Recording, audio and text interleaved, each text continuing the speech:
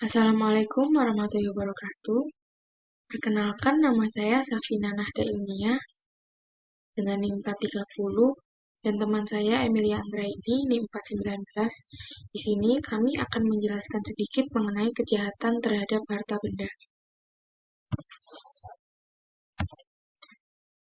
Pengertian kejahatan terhadap harta benda atau harta kekayaan dapat diartikan sebagai suatu penyerangan terhadap kepentingan hukum orang atas benda milik orang lain. Setiap tindak kejahatan memiliki unsur-unsur tersendiri, baik subjektif maupun objektif. Keberadaan unsur-unsur tersebut yang menjadikan parameter seseorang terdakwa tertuduh melakukan tindak pidana kejahatan tersebut. Macam-macam kejahatan terhadap harta benda. Yang pertama ada pencurian. Pencurian diatur dalam pasal 362 sampai 367 KUH pidana. Yang artinya perbuatan mengambil suatu benda atau barang kepunyaan orang lain dengan cara melawan hukum yang dapat merugikan orang yang memiliki barang atau benda tersebut. Pasal 362 KUH pidana, barang siapa mengambil sesuatu barang yang mana sekali atau sebagian termasuk kepunyaan orang lain dengan maksud akan memiliki barang tersebut dengan melawan hukum, dihukum karena pencurian dengan hukuman penjara paling lama 5 tahun atau denda paling banyak Rp900. Berdasarkan bunyi pasal 362 KUH pidana tersebut dapat kita lihat unsur-unsurnya. Yang pertama, mengambil barang. Yang kedua, yang diambil harus sesuatu barang. Maksudnya, sifat tindak pidana yang merugikan kekayaan si korban, maka barang yang diambil harus barang berharga. Yang ketiga, barang tersebut harus seluruhnya atau sebagian kepunyaan orang lain. Kepunyaan orang lain dalam hal ini maksudnya barang yang diambil harus kepunyaan orang lain atau selain kepunyaan orang yang mengambil barang tersebut. Yang keempat, pengambilan harus dilakukan dengan maksud memiliki dengan melawan hukum atau melawan hak. Dalam hal ini, timbulnya perbuatan itu harus berdasarkan adanya keinginan dari si pelaku untuk memiliki barang tersebut dengan cara melawan hukum. Jadi, dengan demikian, pencurian dapat diartikan sebagai perbuatan mengambil suatu benda atau barang kepunyaan orang lain dengan cara melawan hukum yang merugikan pemilik benda tersebut. Unsur-unsur yang memberatkan pidana pada pencurian yang diatur dalam pasal 363 KUH pidana ayat 1 angka kedua, antara lain, tindak pidana yang dilakukan pada waktu kebakaran, terjadinya ledakan, bahaya banjir, gempa bumi atau tsunami, letusan gunung berapi, kapal karam, kapal terdampar, kecelakaan kereta api, suatu pemberontakan, waktu terjadinya huru-hara, serta bahaya perang. Selanjutnya mengenai jenis-jenis pencurian tersebut, apabila kita melihat dalam KUHP ada beberapa jenis mengenai pencurian, diantaranya pencurian ternak, pencurian pada waktu adanya kebakaran dan sebagainya, pencurian pada waktu malam, dilakukan oleh 2 orang atau lebih, dengan jalan membongkar atau merusak, pencurian dengan perkosaan, dan pencurian ringan. Selanjutnya, penggelapan.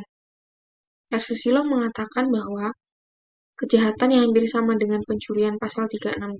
Bedanya, pada pencurian barang yang dimiliki itu belum berada di tangan pencuri atau masih harus diambil, sedangkan pada penggelapan waktu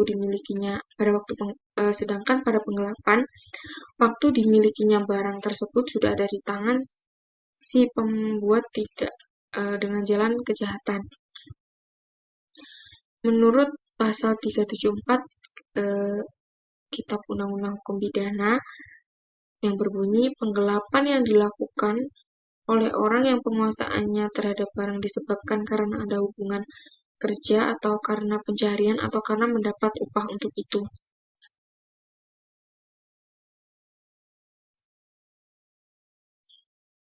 Unsur-unsur tindak pidana penggelapan berdasarkan ketentuan pasal 372 KUHP sebagai berikut. Unsur yang pertama, unsur objektif yang terdiri dari mengaku sebagai milik sendiri. Perbuatan menguasai suatu benda seolah-olah ia pemilik benda itu, bahwa pelaku dengan melakukan perbuatan memiliki atas suatu benda yang berada dalam kekuasaannya, ia melakukan perbuatan sebagaimana pemilik melakukan perbuatan terhadap benda itu. Oleh karena itu, sebagai unsur tindak pidana penggelapan, unsur ini memiliki kedudukan yang berbeda dengan unsur yang sama dalam tindak pidana pencurian meskipun memiliki pengertian yang sama. Yang kedua, sesuatu barang. Perbuatan menguasai suatu barang yang berada dalam kekuasaannya, sebagaimana yang telah diterangkan di atas, tidak mungkin dapat dilakukan pada barang-barang yang sifat kebendaannya tidak berwujud, karena objek penggelapan hanya dapat ditafsirkan sebagai barang yang sifat kebendaannya berwujud atau bergerak. Yang ketiga, seluruhnya atau sebagian hak milik orang lain. Yang berarti benda yang diambil harus barang atau benda yang dimiliki baik seluruh atau sebagian milik orang lain. Yang keempat, yang berada dalam kekuasaannya bukan karena kejahatan. Dalam tindak pidana pencurian, menguasai termasuk sebagai unsur subjektif. Sedangkan dalam penggelapan, hal ini termasuk dalam unsur objektif. Maksud penggelapan di sini menguasai bukan merupakan tujuan pelaku, sehingga perbuatan menguasai dalam penggelapan harus ada pada pelaku. Selanjutnya, unsur subjektif. Ada unsur kesengajaan dan unsur melawan hukum. Jenis-jenis tindak pidana penggelapan dalam bentuk pokok atau penggelapan biasa, atau yang dikenal dengan penggelapan pokok yang ketentuannya diatur dalam pasal 372 KUH pidana. Unsur suatu barang menunjukkan bahwa yang menjadi objek penggelapan harus berupa barang yang berwujud benda atau merupakan harta kekayaan bagi korban penggelapan yang dilakukan oleh pelakunya. Ada yang kedua, penggelapan ringan. Ketentuan dalam penggelapan ringan diatur dalam pasal 373 KUH pidana, yang dirumuskan apabila yang digelapkan bukan ternak dan harganya tidak lebih dari Rp25, diancam sebagai penggelapan ringan dengan pidana penjara paling lama 3 bulan atau denda paling banyak Rp250. Selanjutnya, penggelapan dengan pemberatan dan penggelapan dengan pemberatan diatur dalam pasal 374 dan pasal 375 KUH pidana sebagaimana dengan tindak pidana lain. Tindak pidana penggelapan dengan pemberatan ini merupakan tindak pidana penggelapan yang bentuknya pokok, oleh karena ada unsur-unsur lain yang memberatkan ancaman pidananya menjadi diperberat. Penggelapan dengan pemberatan dalam pasal 374 KUH pidana dengan rumusan, penggelapan yang dilakukan oleh orang yang penguasaannya terhadap barang disebabkan karena ada hubungan kerja atau karena pencarian atau karena mendapat upah untuk itu, diancam dengan pidana paling lama 5 tahun. Selanjutnya, penggelapan dalam keluarga. Jenis penggelapan ini diatur dalam ketentuan pasal 376 KUH pidana yang secara tegas menyatakan pada intinya memberlakukan ketentuan pasal 367 KUH pidana tentang pencurian dalam keluarga ke dalam tindak pidana penggelapan, yaitu tindak pidana penggelapan yang pelakunya atau pembantu tindak pidana tersebut masih dalam lingkungan keluarga. Berdasarkan ketentuan pasal 376, jenis tindak pidana penggelapan dalam keluarga. Yang pertama, apabila seorang suami melakukan sendiri atau membantu orang lain melakukan penggelapan terhadap harta benda istri atau sebaliknya, sedang di antara mereka tidak terjadi pemisahan harta kekayaan dan tidak pisah meja ranjang, maka pelakunya mutlak tidak dapat dilakukan penuntutan. Yang kedua, apabila seorang suami melakukan sendiri atau membantu orang lain melakukan penggelapan terhadap harta benda istri atau sebaliknya, sedang di antara mereka terjadi atau sudah terpisah harta kekayaan atau tidak terpisah meja ranjang, dan juga apabila yang melakukan penggelapan itu keluarga sedarah atau semenda, baik dalam garis lurus atau menyamping sampai derajat kedua, maka mereka hanya dapat dilakukan penuntutan apabila ada pengaduan dari pihak yang dirugikan. Selanjutnya, penadahan. Dalam hal ini diatur dalam pasal 340 KUH Pidana. Penadahan merupakan suatu tindak pidana yang tidak berdiri sendiri, melainkan suatu tindak pidana yang diawali dengan tindak pidana asal. Untuk dapat menentukan seorang disangka melakukan tindak pidana penadahan, maka terlebih dahulu harus jelas tindak pidana asalnya, karena tidak mungkin menuduh seseorang melakukan tindak pidana penadahan tanpa jelas terlebih dahulu barang yang diperolehnya berasal dari kejahatan atau bukan. Pengertian penadahan menurut pasal 480 KUHP, barang siapa membeli, menyewa, menukar, menerima gadai, menerima sebagai hadiah, atau dengan harapan akan memperoleh keuntungan, menjual, menyewa, menukarkan, menggadaikan, mengangkut, menyimpan, atau menyembunyikan suatu benda yang ia ketahui atau secara patut ia duga bahwa benda tersebut diperoleh karena kejahatan, dan barang siapa mengambil keuntungan dari hasil suatu benda yang secara patut diketahui atau harus dapat ia duga bahwa benda tersebut diperoleh karena kejahatan. Untuk perbuatan tersebut dapat dikatakan tindak pidana penadahan, maka cukup satu saja dari jenis perbuatan tersebut yang dibuktikan. Jadi seseorang tersebut tidak perlu mengetahui dengan pasti dari kejahatan apa barang itu berasal, tapi ia hanya cukup menduga bahwa barang tersebut berasal dari kejahatan. Selanjutnya akan dijelaskan oleh teman saya, Emilia. Ya, di sini saya akan melanjutkan presentasi teman saya sebelumnya. Yang pertama ada pemalsuan. Pemalsuan ini berasal dari kata palsu yang berarti tidak tulen, tidak sah, tiruan, gadungan. Sedangkan pemalsuan masih dari sumber yang sama diartikan sebagai proses atau cara pembuatan memalsu. Palsu menandakan suatu barang ini tidak asli. Sedangkan pemalsuan adalah proses pembuatan sesuatu barang yang palsu. Sehingga dengan demikian, dari kata pemalsuan terdapat pelaku, barang yang dipalsukan, dan tujuan pemalsuan itu.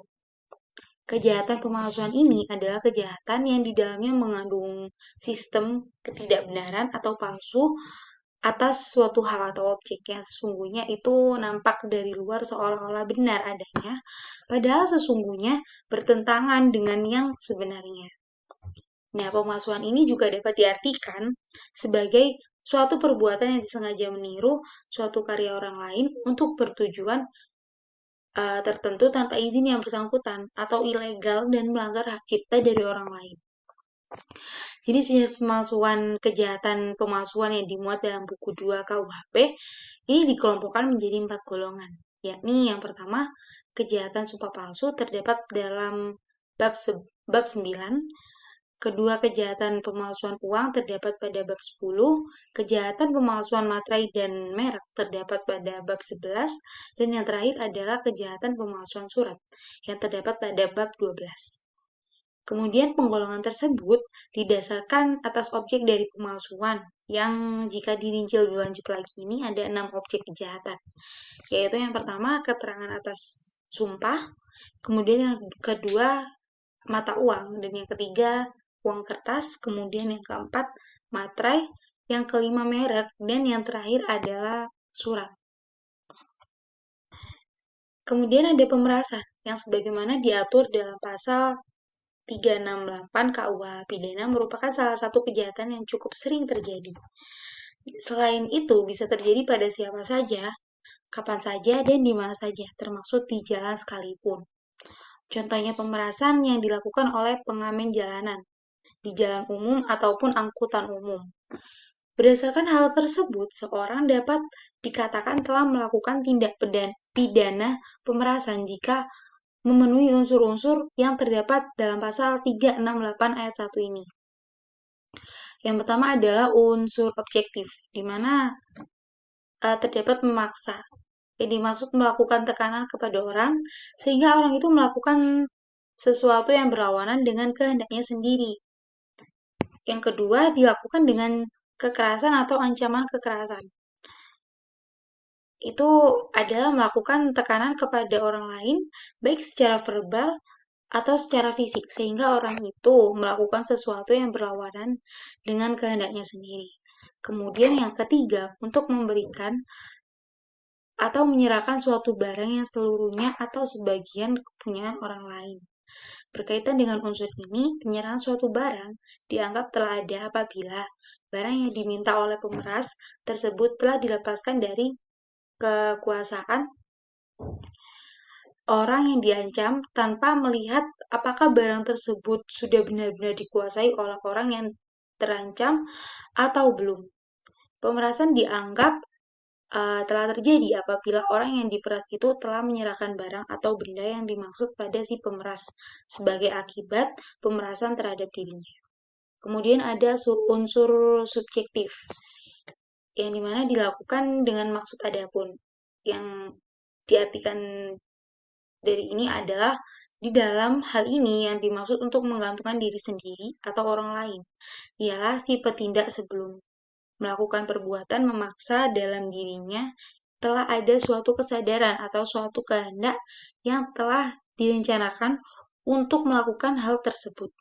Kemudian untuk menguntungkan diri sendiri atau orang lain. Adapun yang dimaksud dengan menguntungkan diri sendiri atau orang lain ini menambah baik baginya sendiri maupun bagi orang lain dari kekayaan semula. Menambah kekayaan di sini tidak perlu benar-benar telah terjadi, tetapi cukup apabila dapat dibuktikan bahwa maksud dari pelaku adalah menguntungkan dirinya sendiri atau orang lain. Kemudian yang ketiga, secara umum melawan hukum. Melawan hukum artinya melakukan perbuatan yang bukan merupakan haknya atau bertentangan dengan hukum. Kemudian ada pengerusakan dan penghancuran. Yang dimaksud dari penghancuran dan perusakan dalam hukum pidana adalah melakukan perbuatan terhadap barang orang lain secara merugikan tanpa mengambil barang itu. Pengerusakan barang sarana umum sangat merugikan, baik barang yang dirusak tersebut hanya sebagian saja atau seluruhnya, sehingga masyarakat tersebut tidak dapat menggunakan lagi sarana yang disediakan oleh pemerintah lagi. Nah, selain itu, barang yang telah dirusak merupakan sesuatu yang bernilai bagi masyarakat. Dengan terjadinya pengerusakan barang ini sangat mengganggu ketenangan masyarakat. Yang pertama itu contohnya penghancuran atau pengerusakan dalam bentuk pokok. Yang kedua, penghancuran atau pengerusakan ringan. Yang ketiga, penghancuran atau perusakan bangunan jalan kereta api, telegraf, telepon, dan listrik, sesuatu yang digunakan untuk kepentingan umum. Yang keempat, penghancuran atau pengerusakan tidak dengan sengaja. Dan yang kelima, penghancuran atau pengerusakan terhadap bangunan dan alat pelayaran. Sekian dari saya. Wassalamualaikum warahmatullahi wabarakatuh. Mohon maaf apabila ada salah-salah kata. Terima kasih.